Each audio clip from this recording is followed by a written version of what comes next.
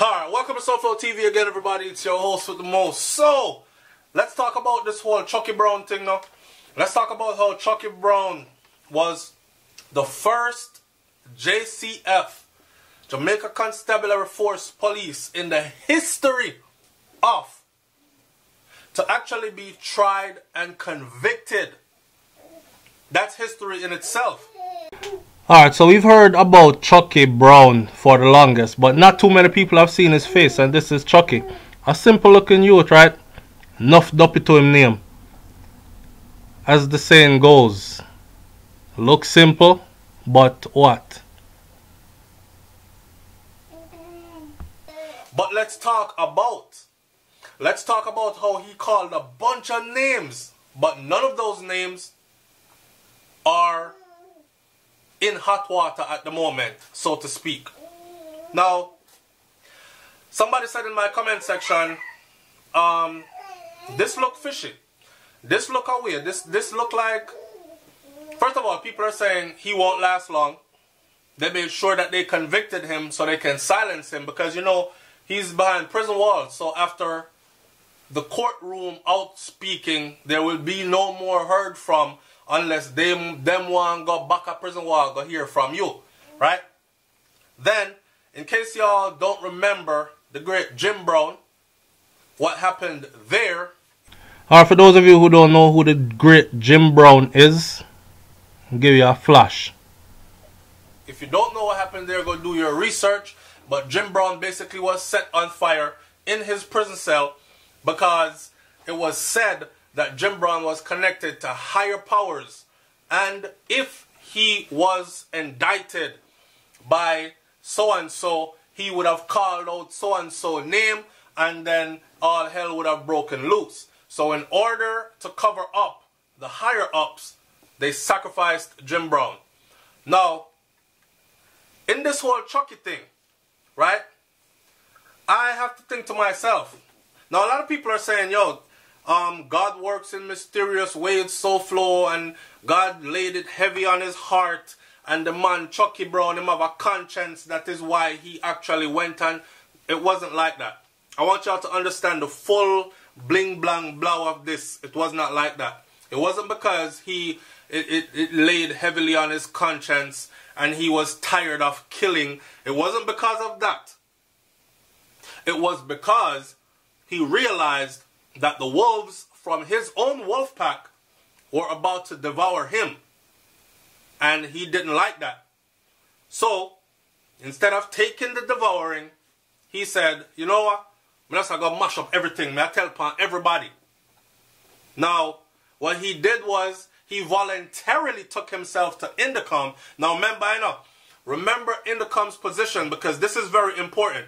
Indicom is the independent investigation, you know, outside up. So people are saying, okay, the police, they have law, they have the authority to police the place, right? But who police the police? Who makes sure that the police is still operating within guidelines? Who makes sure that the police does not go rogue and start doing things against the law and breaking the very same laws that they have been charged to uphold? Well, we thought that was Indicom, right? I can't help but to see that this looks weird as hell. That this man went into Indicom, give Indicom all this kind of information, and all that came out of this was him, the whistleblower, being convicted, tried and convicted of triple murder. That means you're going to be buried under the jail, right? Because I'm sure they're not going to say, well, you get charged for triple murder, so you get off. Or you're going to serve 5 years and then you're going to walk. They're going to lock him up forever. If not, do him like a Jim Brown or something like that in the process. So, my gripe with this now is Indicom and where they stand. Is Indicom working with corrupted police, law enforcement, and politicians at a higher level? Because if this is the case, then Jamaica done. Right? If this is the case, then nothing will ever be able to get better. Like I said, if their position is to see to it that those who are charged with upholding the law are not actually breaking the law, but they themselves are helping those who are charged with upholding the law to break the law and cover up, and then making sure that they punish those who tell, then we're in deep doo-doo. You understand? This whole Chucky Brown case sent a loud and clear message to me. And the only way that this message could be changed, right now the message to me says this.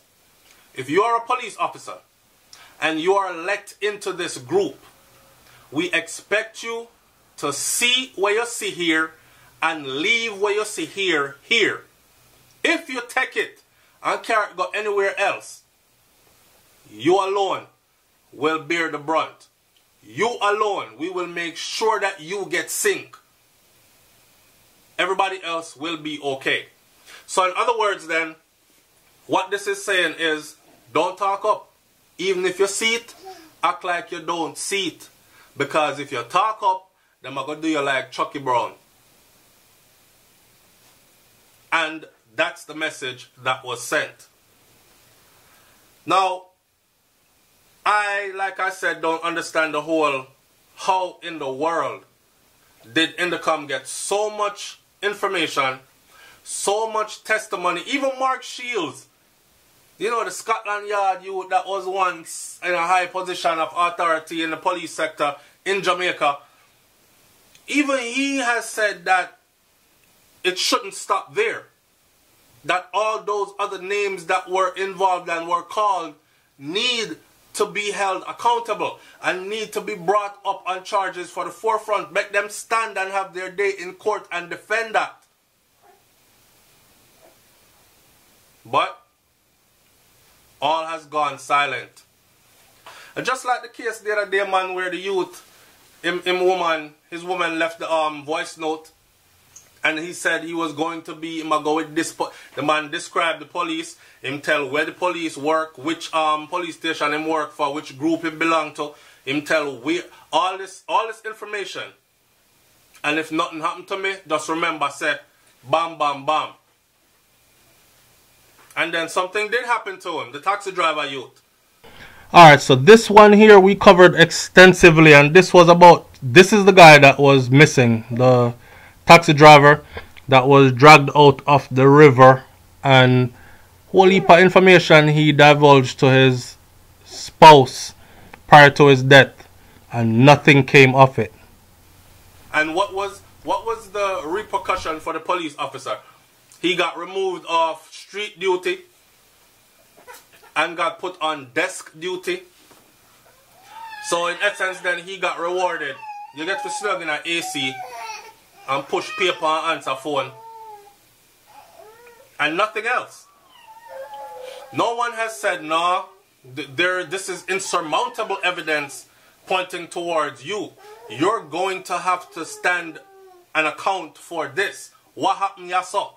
How come you are called up in this? Where were you at this time? Give us alibis that we can check out. Something. Nothing. It's the same thing in this case right here.